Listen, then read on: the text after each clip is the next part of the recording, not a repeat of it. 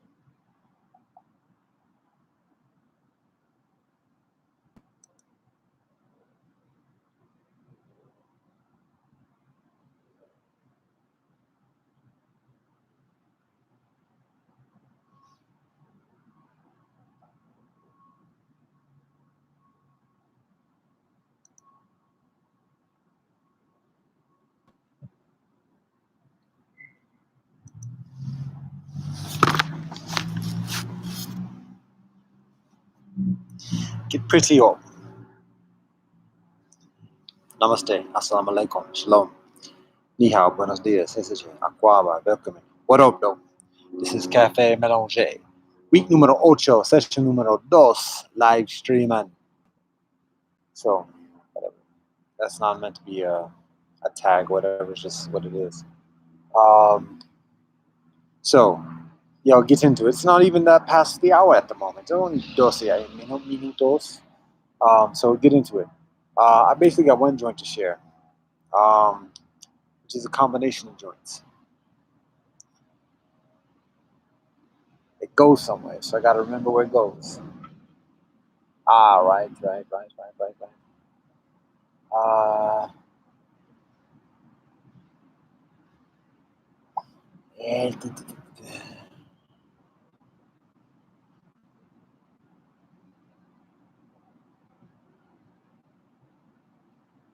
so on this topic of mélanger, it goes the destination of this joint, the intermediate destination of this joint is honoring our ancestors, honoring your ancestors, and honoring our ancestors.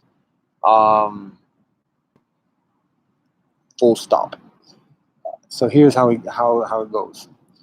I read that story a week ago on Peter Holt Davies, the Minotaur, and I mentioned that one of the challenges of his criticism about his Moor. Um, Come to think about it, he didn't criticize his far for being absent. Too tough. He criticized his stepfather. But anyways, that's other than the main point. The point is, I mentioned on that session the importance of honoring our parents, honoring our far, honoring our more, regardless of what they've done, what they've said, what they've decided, how they treat themselves, how they treat us, and additionally, honoring, having a basic respect. Now we can disagree and call out, and we can distance and all that other stuff, but always having a basic respect for our own sake, for our own benefit. This is what the ancients tell us. This is what our prophets tell us. This is what our ancestors tell us. This is what wisdom tells us. So, I'll give you an example. How about this? For a personal experience, I talked again previous session or this previous week, the sessions about being locked up, psych ward, this, that, and the other, kitchen hell, and then the experience of transcendent mélanger, and additionally. So it's not, again, like I said before, it ain't pretty, and I don't think I'm sugarcoating it, but I like it's hellish, literally hellish. It is hell, because um, here's the further details about the situation, and there's a point to this as well. Why I'm sharing all this. So I was in my bonus semester of law school, um, getting ready to graduate. The multicultural joint was not getting off the ground. And I could see writing on the wall. I could see like I was about to catch up because again there was hysteria, there was paranoia within society amongst like cats who were supposed to be cool and level headed. Even in law school, cats were hysterical. Literally, I'm serious. And beside themselves, not knowing how to act, not being rational. And I'm like, whoa, wow! If cats like this in these hallways are being like this, oh, that don't bode well for society. And simultaneously, there's a lot of anger, a lot of vitriol, a lot of hostility, a lot of hatred, and wanting to commit violence, getting ready for war, literally. And I wasn't on board, and it was that us versus them mentality. And I'm like, yo, I'm not with the us, U.S. So again, do the mathematics. So, anyways, I say all that because I knew I was about to. To be serious. To be honest, I knew I was going to die. At that moment, nearly 20 years ago, I knew I was going to die because I just there were there was a lot of crazy there's a lot of crazy shiznit. I'm being somewhat muted in my profanity today. There's a lot of crazy stuff going on, particularly in the capital. I mean, there was, like I said, the 11th of September happens, towers fall, planes crash, uh, buildings are demolished, um, demolitioned. People die, people are hysterical, and people are bloodthirsty. Simultaneously, there's a cat going around the Potomac area snipering cats, assassin, an ex-military dude being a sniper and killing cats. There was a literally like there were birds around the city. You can look it up. There were birds like dying, just falling out of the trees and dying in this epidemic. Cats were sending poison in the mail to the Congress, and additionally, so there was a lot of crazy stuff happening. And I knew I could see when I looked at the hatred, and I had already gotten locked up. I had already gotten beat down by the police and charged with a federal felony assault, 25 years penalty. Um, so I know cats were like they weren't holding punches. Cats were playing for keeps. Cats were going out for blood, and in that vitriol. And that was before the 11th of September. That was before that. So then afterwards, it's like, oh yeah, again, it's like that us for them, us or them. And I'm like, yo, I'm not rolling with you. So I knew I was about to catch hell, particularly because I was deep in the game. I was deep in the game. Still am actually. But when cats eat off the table, they got to pay for it. So when I graduate and cats went about that kumbaya, I knew I was about to catch hell because I wasn't going to sign up for the war and the vitriol and the hatred. So I knew I was headed out. I knew it was coming to me, and so I say all that because uh, I actually broke up with my girlfriend at that moment because I didn't want her to catch what I was about to catch. And so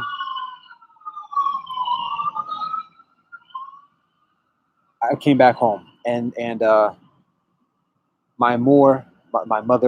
I go back to our family house and she's the proprietor. She's the matriarch of the house. At that point, my father lives in a different house, and so she and I would get into arguments. And I said like, and I wasn't trying to be like antagonistic. I wasn't trying to be. I did have a lot of anger, to be honest, but because I was so quiet for so many years and like took a lot of BS, and then was called upon to like be hateful, to forget about the BS, the hate, the oppression, and the wrongs that were committed to me and against my people, and then to be hateful and want vengeance and revenge and blood for the things that were done to my additional people. So by that I mean the people who are oppressed in this land. Forget about that. Don't worry about that. Bygones, let it be bygones. But then when something happens to mainstream society, oh, let's get out for blood, revenge. I'm like, no. Well, you just told me all this. I studied a law that says this and the other for 3+ years. Now you want me to like get on board with it? Nah. So, anyways, again, it's my point there is saying that my moral is enveloped in mainstream society, and so her perspective and her viewpoint are very much along those lines. So I did have a lot of anger because I gave the law a benefit of the doubt. I studied it and I graduated with a degree with it, and was told subtly and directly, just be quiet, just get along, this and the other. And um, then I was began blacklisted, ostracized for not getting on board the hate train. So, anyways, I was angry. Now I wasn't looking to get out. I wasn't looking to rebel or anything else like that. But I was very frustrated. I was young, somewhat unlearned in terms of spirituality and spiritual discipline. And I was angry. So, anyways, I took that out on my war. And it wasn't. It was just a matter of like we would get into arguments, and I was very frustrated with her perspective and her mentality, and the obtusity of mainstream and her involvement within that of recognizing the BS. And I was very frustrating. And so I said to her at that point, anytime you want me to leave, I'll be gone. Just say the word, I'm out. And to a certain extent, I could have been a man and just do it myself and taking that note. But I knew that if doing that, that would be like not seeing my family again. So, anyways, that's where I stand. I say all that because amidst that, unbeknownst to me directly, explicitly, um, she was having conversations with people, and people were having conversations with her about me, right? And the concerns about me. Oh, we're concerned about what people might do to him. We're concerned what he might do, this, that, and the other. And so all those conversations precipitate into me being locked up in a psych ward. Um, and the way it's done, all right, the way it's done is getting a record, taking notes about everything the person does, right? All the questionable things. He said today. He said this, keeping basically a journal of everything the person does. He did this, they did that, this, that, and the other, and then talking with people who know how to like facilitate these things, psychiatrists. And additionally, who have a very vested interest in signing people on board, new recruits into the psych ward, and additionally, and then when there's enough of a record, and like the horses aligned, or the rows aligned, or the ducks aligned, however you like, whatever animal you like, the people aligned, then it's taken to a court. The judge issues an order to have the individual locked against their will in a psych ward for a certain period of time, up to 30 days until the evaluation is done. And then, based upon the opinion of the psychiatrist or the psychiatric board, then it's a matter of determining what happens to the person additionally. Now, the whole while, it's a matter of whether the person is going to be cooperative, or are you going to come with us voluntarily? It's going to be better for you if you do. Otherwise, we're going to have to take you by force. And then when the detainment is done, then it's a matter of are you going to cooperate with taking these drugs, or is it going to I'm going to stop, get out of that second person. So the person is asked whether the person will voluntarily take the psychiatric drugs, um, just out the blue, or is it going to be a forced situation? And then if the person refuses, it doesn't cooperate, he's being uncooperative. That's a symptom. See, that's evidence. See, got to do it. Then it's forced, and now I don't wish that on anybody. But when it becomes a forced situation, then one people's often, particularly untrained people's uh, natural reaction, instinctive reaction, is to fight back. Yo, when the cat's coming in and trying to inject somebody with medicine, drugs, yo, that's self-defense. No, stop. And that's what I did. Oh, look, he's being combative. He's being violent. Oh, we're concerned about that. And so the reaction is utilized against the individual. So, anyways, it's a heinous, hellish thing. It's nasty, but there's a power greater than that. There's a truth greater than that. There's a discipline greater than that. But I say all this because it requires the buy-in of a loved one, particularly a parent, somebody who has some type of authoritarian role in an individual's life, so that there's a certain semblance of credibility. It's not just a matter of the government coming in and doing it on the government's own, although there are situations of that.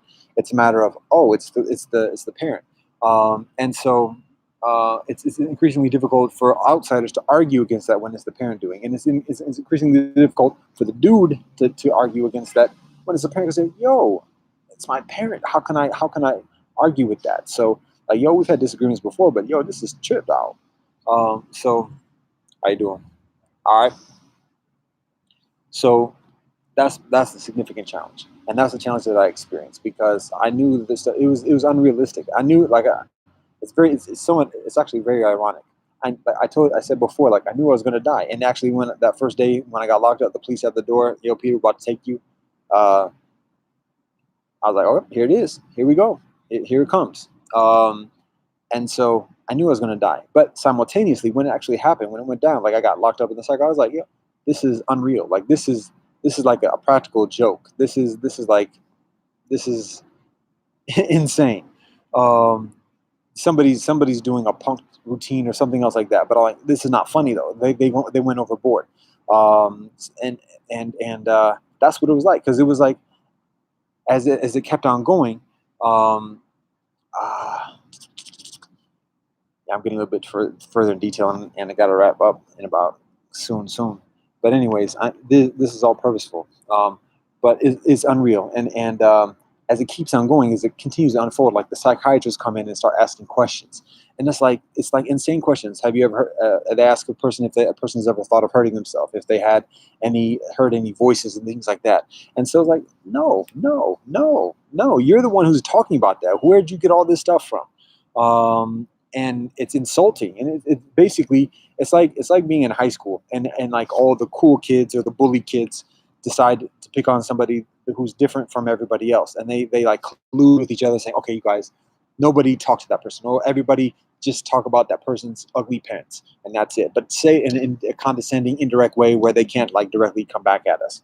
And so it's like that kind of collusion, of everybody doing that. And so the nurses in the psych ward, the attendants, the psychiatrists, the social workers, everybody's like, treats a person like they're basically retarded, like they don't know how to think, and that they're like they're a child, like a grown adult who has the mentality of like a 2-year old, so it's very condescending. It's very genteel. Oh, so if you speak it aggressively towards it, then one looks increasingly out of order. But it's very disrespectful. It's very condescending. It's demeaning. It's dehumanizing, and it's colluded. It's like everybody is on board, and I'm like, how do you think you can get away with this? How do you think you can like do this to like not just me, but like to anybody? I just and again, I had pride and anger, and I'm like, I just graduated from law school. Who do you think you are doing this to me, this and the other? Like, what do you mean? How can you rationalize in your own mind what you're saying? And it becomes obvious, like, in many cases, like people don't believe like a diagnosis, but there's like that blue wall that police do of like, once it's done, that's like we rally around that. We don't disagree with that in terms of the psychiatrist. So it was just preposterous. It was just like, again, crazy for the people to think that they could do what they were doing and think it was like actually rational and like thing. But like after it kept on going, like, yo, these cats are serious. Yo, they're not letting it go. They're not saying like, oh, my bad. We were wrong. They're like holding on to it. I'm like, yo, what? And again, my Moore is doing it. Like my Moore is in it. I'm like, what? And then the thing that tipped me off, like I knew what was going on, is that my FAR was doing it. Haha. And my FAR is a no game kind of dude. I want to use some choice words to describe the kind of dude he is, but kind of man he is. But he's a no bullshit kind of dude. There goes the profanity. And so he wasn't saying anything. He wasn't saying um, like he wasn't talking about me being crazy, this and that. He actually before it happened, he came to me, and was like, "Yo, they're gonna think you're crazy," because I was talking about black nationalism and this, that, and the other amidst the 9/11 stuff. And so he's like, "Yo, they're gonna think you like." And that was the first time I was like, "Whoa, you coming at you saying like to me? Wow, it must be serious." So that's the strongest kind of comment he made to me. Otherwise, he was just kind of quiet. He was kind of like at a distance. But the fact that he didn't come to my and get my back, and like, yo, you're not doing that to my son. I knew, haha, things are serious, and I knew that there was pressures put on my family to do what was done, and to continue doing what is done. And so I knew it was serious. And again, I said before, like I thought I was gonna die. So why wouldn't I think that like people would like organize? But it's one thing to take a cat out. It's another thing to like organize a long term kind of suppression and oppression of an individual. Um, because, well, anyways, it's part of the discrediting of what the person knows, what the person says, and additionally. So, anyways, because my father didn't have my back tough like that, and basically signed on board to me getting locked up, I said, all right, I see what's going on. I see like the elements going on. Now, my point for all that, and that continues on for a number of years. It actually continues through today. But my father passes a few years after that, so may rest in peace, blessings be with him. But I say all that because it's extremely frustrating when my Moore is talking about and continues to talk about mental illness. It's not crazy, and it's not your fault. Um, it's just a matter of It's a biological disorder. It's a chemical imbalance. It's not your fault. You didn't do anything wrong. All you have to do is, haha, comply. So that kind of trope was nothing new. My mother is a very genteel kind of woman. Um, all through my life, she basically, whenever I had a disagreement with somebody, she'd always say, "Think about the other person's side," and that's what actually it was. That's not what a 12-year-old wants to hear when a teacher's tripping or if a bully's tripping or whatever else. I want somebody to have my back, but my mom never does that. She always says, "Think about the other person. Think about the other side. What are you doing to the situation?"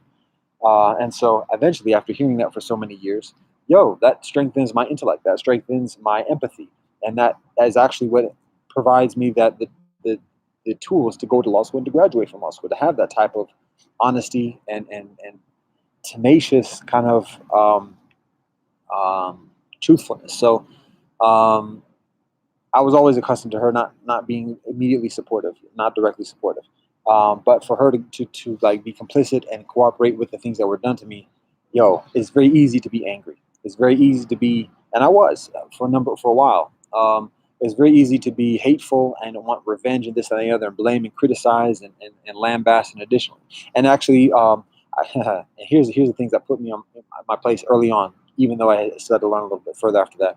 But at one point, I was like telling her, like, "Yo, when you do this to me, and you listen to the people around you, who tell you to do this to me, yo, you're calling me a nigger, and they're calling you a nigger lover." And I was trying to I wanted her to feel my pain. I wanted her to see what she was doing to me, and like serious, because that's what it was. That's just a part of what it was. But she immediately said, "They've already done that. Like she's lived a life like that, being called nigger lover." And I was like, "Aha, yeah. Why am I trying to hurt my more?" Now, um, again, we want people to understand the pain that we perceive them causing, but simultaneously, we don't want to cause pain. Um, and the thing about our parents, as Peter Ho Davies describes, um, uh, the criticism, and additionally, it's easy for our parents. Our parents are easy targets for criticism because society is in so many ways outcast, and additionally, so oftentimes the spoiled brat kind of sees that, oh, I can, if I criticize my parents, if I lambast this and the other, I get a guilty conscience on my parents, and now I can parlay that for gifts or this that, and the other. I can manipulate that. I can utilize that as leverage, and that might work for a while, depending on the pockets and additionally what the parents have. But again, honor our parents, respect our parents. We don't always have to agree. We can call out BS, but doing it in a respectful way. And so that's a lesson that I learned in my spiritual path.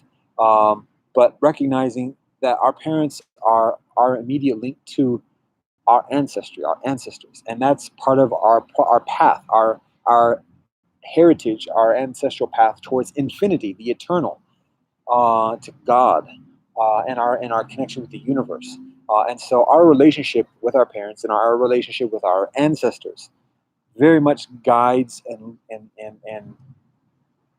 affects our experience within this realm. So even just in a very personal, selfish kind of self-motivated kind of way, honor our parents, honor our ancestors, and again, we can disagree, we can call things out, but doing it in a respectful way, and doing it in a way that fits within something within a greater deference towards those who provide for us, those who lead the way, and additionally. And you say, yeah, my parents ain't never provide me for nothing. Well, yes and no. It maybe not as much as you like, but parents provide something. Even the child who emerges from a heinous rape or whatever else, there's something. And if we are dissatisfied with our first generation of parents, go to the next generation before that, or the next generation before that. Um, we come from a lineage, and so it's important for us as we to be balanced and strengthened in our lives at this moment in this life today and continuing. It is we have to have a foundation. We have to have relationship. We have to have um, a certain amount of structure to appreciate the nature of things, to appreciate the harmony of things and how we fit within it, and to be have a keen awareness of the things that are greater than ourselves, and but also in recognizing the thing that is greater than ourselves, our relationship with that thing. So I'm speaking a lot of abstraction, but my point is just to honor our parents, honor our ancestors, and additionally on this joint, there's so much within contemporary society that, and particularly pop culture, that dissuades individuals from knowing their ancestors and knowing their heritage. In addition, that includes myself because I'm enveloped in pop culture when I'm growing up, and even today, less so, but even through today, particularly because in socializing with others, there's calling upon pop culture references. My point is that it's like fast. I've said this before. Fast food. It's like candy, salt, sugar, fat. Tastes nice, pretty people, interesting twist, story plots, special effects, additionally, but it's not telling us significantly about ourselves. It's not healthy for our intellect, our psyche, our mental. Um, when we know our own stories from our own heritage, and when we know the nurturing, the nourishing stories from other heritages. Oh, now that's rich. That's nice food. That's healthy food. That's soul food. And that strengthens us because then we become, and when we learn to tell our own stories, I do have some stories, maybe that'll be for another day. When we tell our own stories, now we're increasingly independent. We own our own shit, and we can share it, and build from it, grow from it. So our ancestors, part of honoring our ancestors is knowing who our ancestors are, the names, as much as we can go back, um, knowing the names of our ancestors, knowing where our ancestors are from, what land, what tribe, what language, what tradition, what culture, what religion and spirituality, what occupation, what are the stories, how did our forebears get to where I am today, um, and when we have that, we have a greater sense of peace, and we're able to build stronger connections and relationships with others, particularly when others have that same knowledge.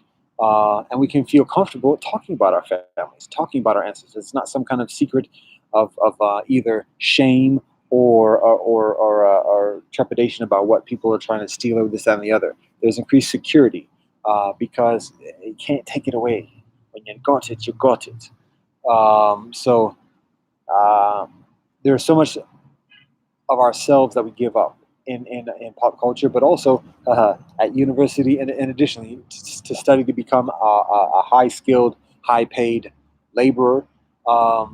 There's a lot of ourselves that we exchange in that process, to again learn the ideas of those who are different from us, and not necessarily who care the most about us, and our the way in which we value things and value ourselves becomes, the balance of that shifts accordingly as well. So it's beneficial to be mindful of that. It's necessary to be mindful of that. It's healthy to be mindful of that, and to be proactive in strengthening the knowledge of self, our stories, our names, our culture, our traditions, um, as we proceed in those studies and in occupations and in society, and with popular culture. Here's the kicker with this joint. Um, so the tactic of divorcing a person from their ancestry and their heritage is a class textbook methodology of oppression. Because when a person doesn't have a knowledge of self, then the way they value themselves is by what the oppressor, the masser, can provide, whether it's a job, whether it's money, whether it's clothing, whether it's a house, whether it's a wife. Or additionally, when a person doesn't have a knowledge of self, it's easy to manipulate that person. It's easier to oppress that person. So, oh, watch this movie. It's got this, that, and the other. Oh, do this, do that. Oh, now you don't know about yourself. Ah, well, I guess you got to watch another movie then. Here, the price is this. Um, again, I'm watching that second person. I'm doing that again. So, anyways, when a person has a knowledge of self, the language that their ancestors speak, the stories, and additionally, ho ho, That's strength. That's power. That's rich. That's healthy. That's holy. Um, so I say that because, as powerful as the United States is, in the context of Mélangé, this is what I'm sharing. As powerful as the United States is, or seems to be, if it seems to be at all, actually, um, and as this is a little bit specific to the U.S. example, but this is applicable additionally. But we're often